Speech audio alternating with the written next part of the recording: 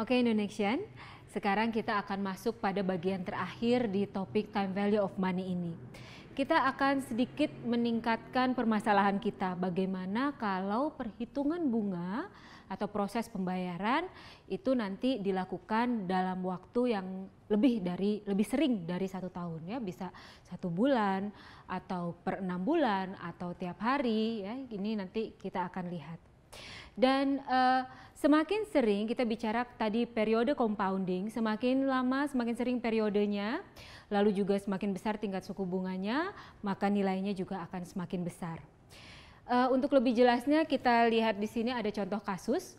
Berapakah nilai 5 juta setelah 5 tahun yang akan datang jika tingkat suku bunga per tahun sebesar 5% dan diasumsikan proses pembungaan ini dihitung setiap tahun, setiap 6 bulan atau setiap bulan. Kita lihat satu-satu di sini ya. Kita buat gambar timeline dulu. Berapakah soalnya kita lihat nilai 5 juta setelah 5 tahun, berarti 5 juta ini saat ini nilai ke 0, berarti ini adalah present value. Setelah 5 tahun, 1, 2, 3, 4, 5, berarti ini adalah single cash flow ya, hanya 1 setelah 5 tahun di masa yang akan datang. Kita lihat apabila dia merupakan pembungaannya per tahun periodenya, karena ini tingkat suku bunganya dinyatakan dalam tahun 5% per tahun, maka untuk menghitung 5 tahun yang akan datang kita bisa menggunakan rumus future value biasa, present value kita kalikan tadi 1 plus I pangkat N. N-nya di sini adalah karena future value-nya 5 tahun ya. Present value-nya ini adalah 5 juta. Dikalikan dengan 1 plus tingkat suku bunganya adalah 5% per tahun. 5% per tahun jadi tidak ada masalah. N-nya adalah 5 ya.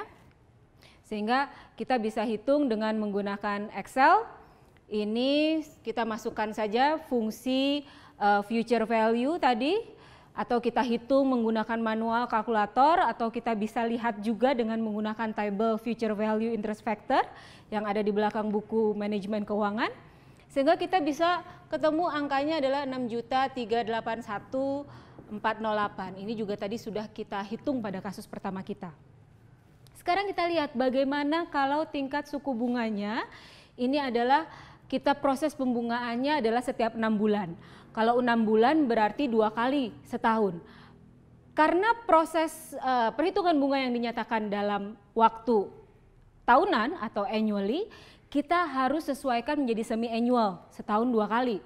Sehingga akan kita sesuaikan juga tingkat suku bunganya, karena I itu dinyatakan tadi per tahun, kita bagi M. M ini adalah banyaknya periode pembungaan dalam 1 tahun. Kita kalikan dengan N, periodenya pun juga harus kita sesuaikan, kita kalikan M. Sehingga kalau kita tadi bicara nilai present value-nya adalah 5 juta, pembungaannya 2 kali setahun, tingkat suku bunga per tahun adalah 5%, 5%. Kita bagi semi annual setahun 2 kali, setiap 6 bulan kita bagi 2, periodenya pun juga kita kalikan 2, periodenya 5 tahun kita kalikan 2 ya. Sehingga hasilnya adalah 6.400.423. Kita lihat semakin sering proses pembungaan dilakukan, semakin banyak periode, nilainya compoundingnya akan semakin besar. Bagaimana kalau setiap bulan? Setiap bulan juga sama, berarti nilai future value-nya dari present value 5 juta, 5 tahun yang akan datang. Apabila proses pembungaannya dilakukan per bulan, berarti I-nya ada 5% per tahun. Kita bagi 1 tahun ada 12 bulan ya. 5 kita kalikan dengan 12, sehingga hasilnya adalah 6.416.793. Kita lihat semakin sering dia dibungakan periode pembungaannya, walaupun bunga nominalnya adalah 5% per tahun, tapi secara efektif semakin sering dia dibungakan, nilainya akan semakin besar. Ini yang kita sebut dengan effective annual rates atau EAR ya istilahnya, effective annual rates. Kita punya nominal rates. Nominal rates itu adalah bunga yang dinyatakan di dalam kontrak yaitu 5% per tahun. Tetapi apabila kalau kita membayarnya per bulan atau dia bunganya dihitung per 6 bulan, effective annual rates-nya berbeda. Kita lihat pembayarannya pun juga berbeda ya, dari yang nominal per tahun 5% sampai yang dibungakannya setiap 6 bulan maupun per bulan.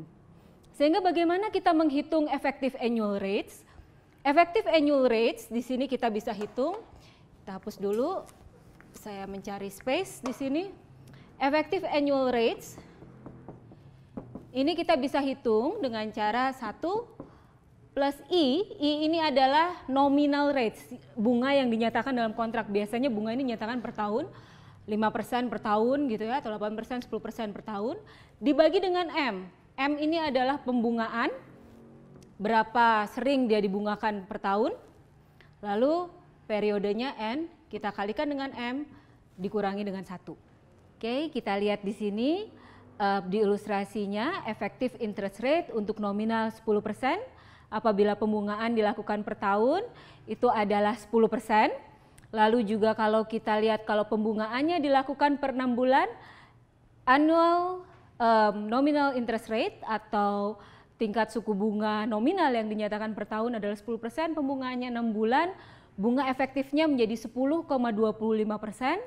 Sementara kalau dibungakannya per bulan, walaupun nominal interest rate-nya adalah 10%, tapi efektifnya karena pembungaan dilakukan per bulan menjadi 10,47%.